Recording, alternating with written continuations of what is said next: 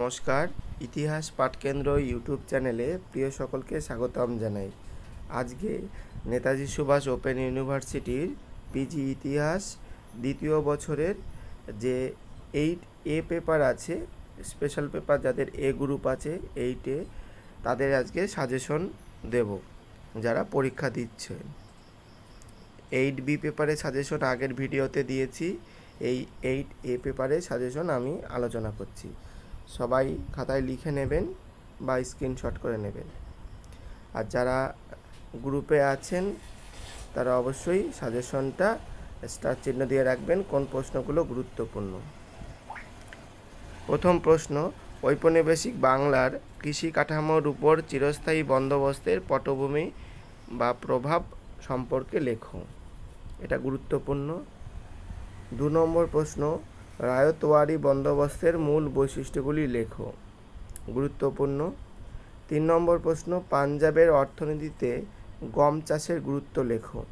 এটাও খুব গুরুত্বপূর্ণ। 4 নম্বর প্রশ্ন, মহারাষ্ট্রের অর্থনীতিতে তুলোর গুরুত্ব লেখো। 5 নম্বর, বাংলার কৃষি ব্যবস্থার পাটের গুরুত্ব লেখো।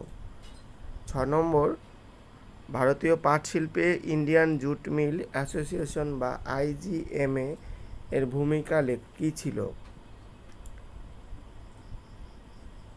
এবং 7 নম্বর প্রশ্ন, দাক্ষিণাত্যে 1879 এর প্রজাস্বত্ব আইন কি কৃষকদের স্বার্থ রক্ষা করতে পেরেছিল।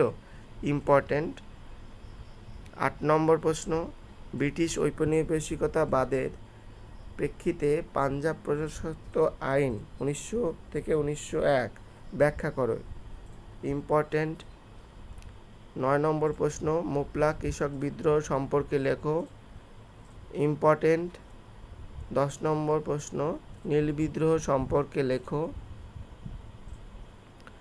11 দাগের প্রশ্ন, আদিবাসী বিদ্রোহ হিসাবে সাঁওতাল বিদ্রোহের বিভিন্ন দিকগুলি লেখো। ইম্পর্ট্যান্ট। 12 দাগের প্রশ্ন, পাবনা বিদ্রোহ সম্পর্কে লেখো। 13 দাগের প্রশ্ন, অনুন্নয়ের তত্ত্ব সম্পর্কিত বিভিন্ন দৃষ্টিভঙ্গিগুলি লেখো। ইম্পর্ট্যান্ট। 14 দাগের প্রশ্ন, টিস্কো সম্পর্কে লেখো অথবা ভারতের লৌহ ইস্পাত শিল্পের বিকাশে টাটাদের ভূমিকা লেখো। গুরুত্বপূর্ণ প্রশ্ন এটি। 15 দাগের প্রশ্ন, ভারতীয় পাট শিল্পে মারোয়ারি শিল্পপতিদের উত্থানকে তুমি কিভাবে ব্যাখ্যা করবে। ইম্পর্ট্যান্ট। 16 দাগের প্রশ্ন, ঔপনিবেশিক ভারতের অর্থনৈতিক ইতিহাসের প্রেক্ষিতে স্বদেশী শিল্পের বৈশিষ্ট্য ও তাৎপর্য লেখো। ইম্পর্ট্যান্ট। 17 দাগের প্রশ্ন, ভারতীয় বুর্জোয়া শ্রেণীর চরিত্র সম্পর্কে বিপিনচন্দ্রের মত কী এবং সুনীতি কুমার ঘোষের ব্যাখ্যা কী। দুটোর মধ্যে একটা প্রশ্ন আসবেই, অবশ্যই দুটোই ভালো করে পড়তে হবে, দুটোই ইম্পর্ট্যান্ট। 19 দাগের প্রশ্ন, ভারতীয় রাজনীতিতে মহাত্মা গান্ধীর উত্থানের পর ভারতীয় রাজনীতির উপর বুর্জোয়া শ্রেণীর প্রভাব কিভাবে পড়েছিল। ইম্পর্ট্যান্ট। 20 দাগের প্রশ্ন, 1970-এর দশক পর্যন্ত ভারতের শ্রমিক ইতিহাস চর্চার ধারাগুলি বর্ণনা দাও। ইম্পর্ট্যান্ট।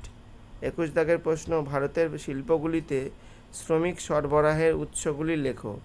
ইম্পর্ট্যান্ট। ভারতের শ্রমিক আন্দোলনের ইতিহাস চর্চার একটি মূল্যায়ন করো। 23 দাগের প্রশ্ন, ভারতের ট্রেড ইউনিয়নের আন্দোলনের বৈশিষ্ট্যগুলি লেখো। ইম্পর্ট্যান্ট। 24 দাগের প্রশ্ন, ঔপনিবেশিক ভারতের শিল্পায়ন সম্পর্কে মরিস ডি মরিসের ব্যাখ্যার তাৎপর্য লেখো। ইম্পর্ট্যান্ট। 25 দাগের প্রশ্ন, বয়ন শিল্পের উপর বিশেষ গুরুত্ব সহ দক্ষিণ ভারতের অভ্যন্তরীণ বাণিজ্যের বিবরণ দাও। 26 দাগের প্রশ্ন, 1858 থেকে 1914 পর্যন্ত ভারতের বৈদেশিক বাণিজ্যের মূল বৈশিষ্ট্য ব্যাখ্যা করো। ইম্পর্ট্যান্ট। পরবর্তী প্রশ্ন 27 নম্বর, ভারতের বৈদেশিক বাণিজ্যের উপর 1929-এর অর্থনৈতিক মন্দার প্রভাব লেখো। ইম্পর্ট্যান্ট। এবং 28 দাগের প্রশ্ন, ঔপনিবেশিক ভারতের বৃত্তি কাঠামো সম্পর্কে একটি প্রবন্ধ লেখো। এই ছিল টোটাল 28টি প্রশ্ন, তার মধ্যে আমি 21টি প্রশ্ন ইম্পর্টেন্ট বলে মনে করেছি, তাই স্টার চিহ্ন দেওয়া রয়েছে।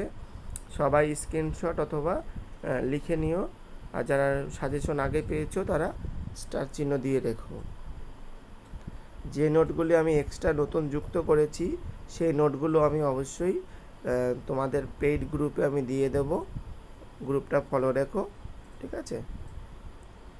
আর কেউ যদি 8A বা 8B পেপারের নোটস নিতে চান অবশ্যই কল করবেন,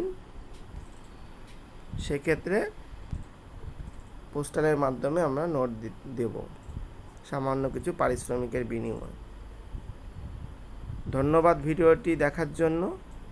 অবশ্যই সকলের পরীক্ষা ভালো হোক।